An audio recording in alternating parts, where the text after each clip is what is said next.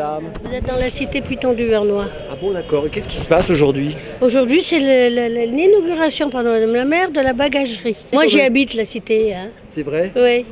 Et il n'y a pas trop de merde de chien? Si, parce que c'est tous les jours. Et quand vous dites aux dames, vous ramassez pas, vous regardez dans les yeux en disant non, madame, je ne ramasse pas. Ça maintenant, voilà. Voilà. Marre des crottes.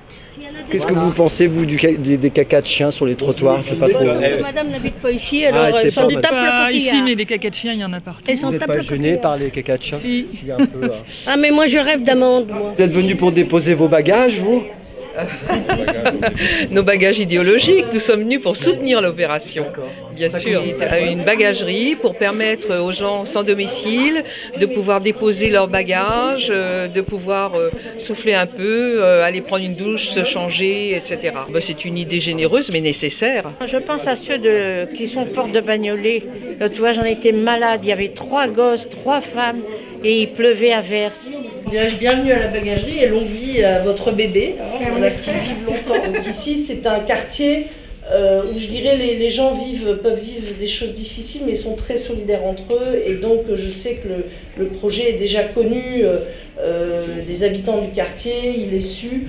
Et je ne doute pas qu'ils vont manifester de l'intérêt. Et en plus, on demande aux sans-abri, bien sûr, on leur fait même souvent reproche de ne pas faire assez de démarches, mais comment faire des démarches d'insertion, aller chercher de l'emploi, quand on a en permanence des kilos et des kilos avec soi. C'est une nécessité d'avoir ce type de lieu. Je voulais remercier, avant de conclure, encore une fois, très chaleureusement, tous les bénévoles qui portent le projet et sans qui ça ne pourrait pas se faire. Bravo à tous et toutes. Merci.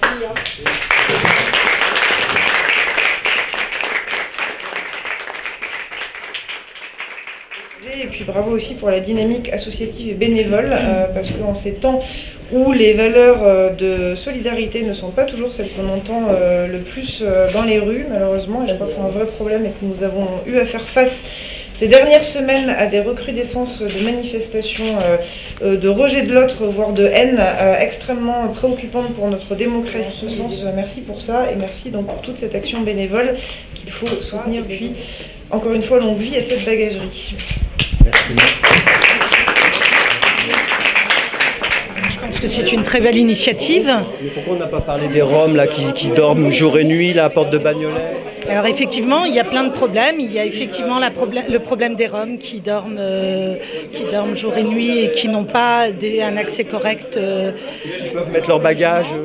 Mais il y a également d'autres problématiques qui se posent avec des SDF qui dorment dans la rue et qui ont besoin aussi de poser leurs bagages et de poser leurs affaires personnelles, leurs papiers, etc. Donc il faut effectivement trouver des solutions de logement qui soient des solutions même provisoires, mais il faut aller vers des solutions de logement définitives. Il ne faut pas tout confondre concernant les Roms.